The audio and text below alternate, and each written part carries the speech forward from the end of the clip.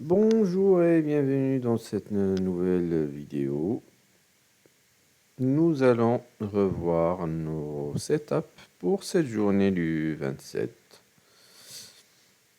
On commence sans tarder, comme toujours, avec le gold. Et donc,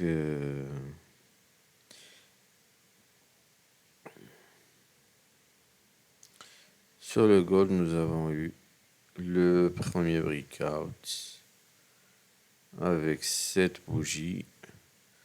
Sauf que, malheureusement pour nous, la bougie a complètement a atteint son maximum d'amplitude. Dans ce cas-là, je ne pose pas d'ordre limite. Pour moi, le maximum d'amplitude dans dans ce sens-là, c'est mon take profit. Et que après avoir atteint cette amplitude, le prix généralement a tendance à se renverser, à se retourner. C'est ce qui s'est passé dans ce cas-là. C'est pourquoi quand la clôture de la bougie de 4 heures, elle a atteint son maximum d'amplitude, je ne prends pas de trade tout simplement. Donc pas de trade sur le gold pour aujourd'hui. Je passe au suivant, l'euro-dollar. Donc,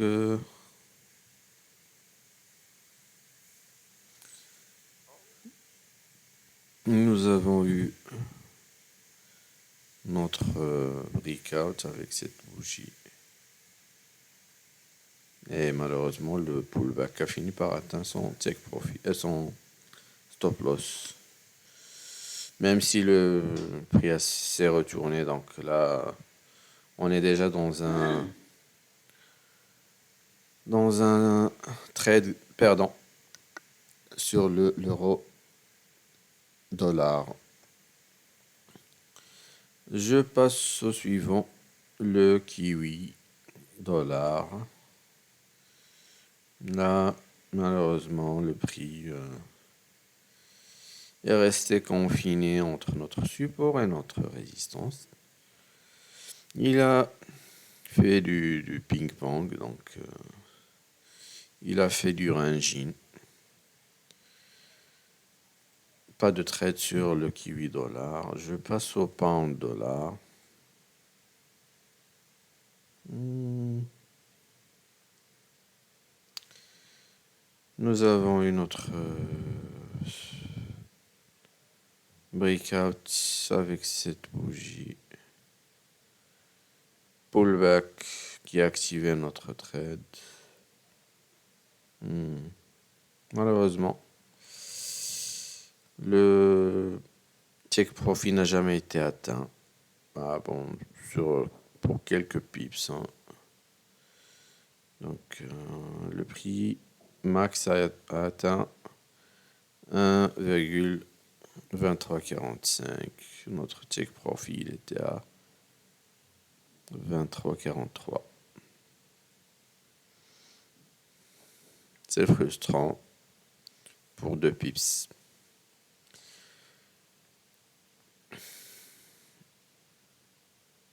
Bien sûr, bon, notre stop loss n'a pas été atteint encore, mais bon, on est sur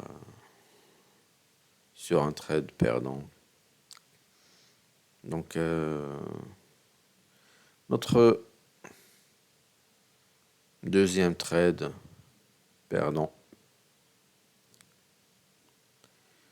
de la journée.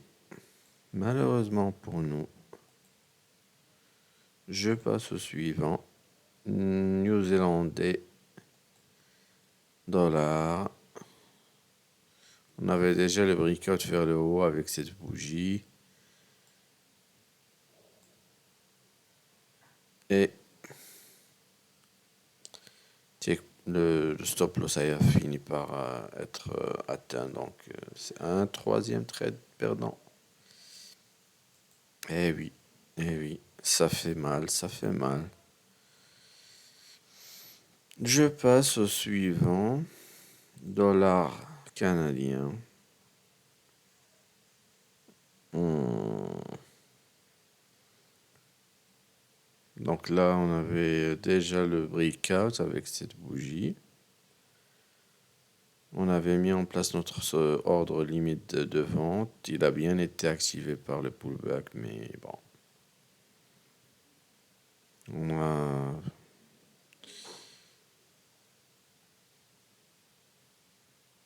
on a fini par atteindre notre stop loss. Un quatrième trade perdant. On est à moins 4%. Ça fait mal. Le suivant, EuroCAD. Enfin, un trade gagnant. Un trade gagnant qui sauve notre journée. Donc là, il y avait déjà le breakout avec cette bougie. On a mis en place notre ordre limite d'achat, de vente, pardon. Donc, le pullback a failli atteindre notre stop loss, mais il l'a pas fait. Ça reste un trade gagnant. Un trade gagnant. Donc, 4 trades perdants, ça fait moins 4%. Un trade gagnant, ça fait plus 2%. Donc, moins 4%, plus 2%. On fera le calcul à la fin. Je passe à l'euro pound.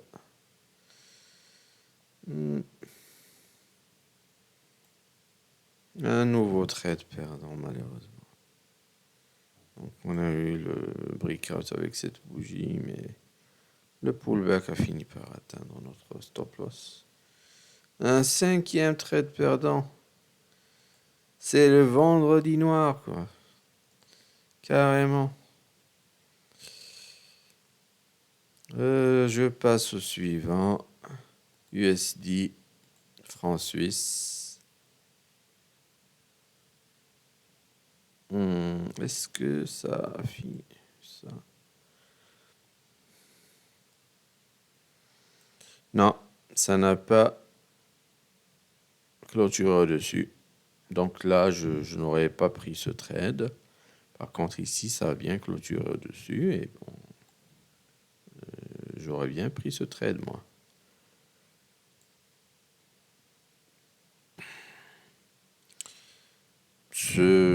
Bon, on est à 0,5% moins 0,5%. C'est un demi-trade perdant. Bon, après les 5 trades perdants, un demi-trade perdant, ça fait moins mal. Eh oui, l'ironie. Je passe au dollar JPY. Carrément. Ouais. On a eu le breakout avec cette bougie, donc pas de trade pour moi. Même si le pullback a bien activé, il a bien atteint le take profit, mais j'aurais pas mis d'ordre limite. Nous restons sur 5 trades et demi perdants et un trade gagnant. Un trade gagnant. Ça fait quand même plaisir d'entendre qu'on a un trade gagnant. Ah non, on a un nouveau trade, mais bon, on a un 6e trade perdant avec ça. Mais on a un 2e trade gagnant. Donc le breakout vers le bas, il a bien fini par... même si vraiment, avec cette amplitude, j'aurais pas pris le trade, moi. Sincèrement, j'aurais pas pris. J'aurais pas pris. Je peux pas le compter, même si... Ouais, c'est après le pullback, il a bien bien eu lieu. Il a activé notre ordre limite. Il a atteint le take profit, mais moi, je l'aurais pas pris, ce trade-là. On reste sur un trade gagnant contre 6 trades perdants.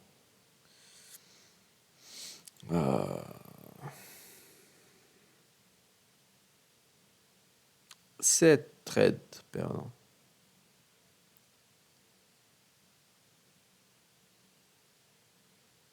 Et bon, l'amplitude invalide le setup. Kiwi JPY.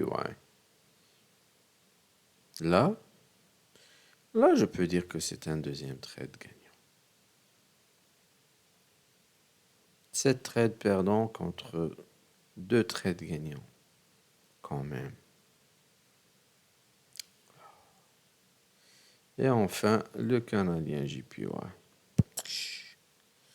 Canadien JPY. On a eu le breakout avec cette bougie.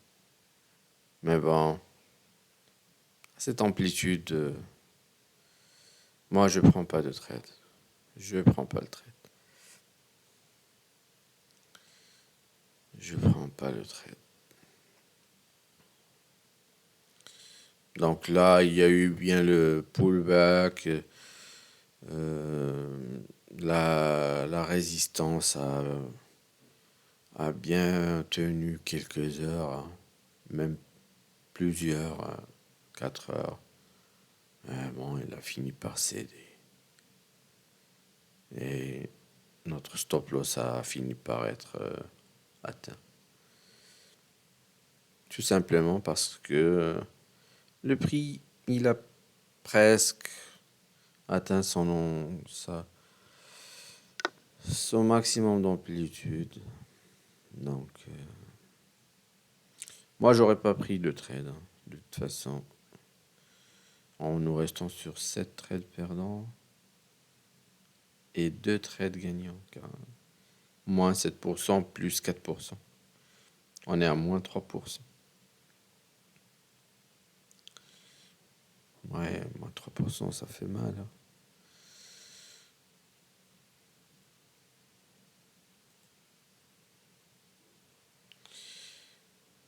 Et enfin, on jette un coup d'œil à nos trades. Swing trading, ce qu'on avait mis en place le premier jour de la semaine. Donc, on avait bien sûr la stratégie pour le swing trading, elle est un peu différente. Donc, on attend en fait de voir le prix s'il va atteindre la ligne de support ou la ligne de résistance en premier.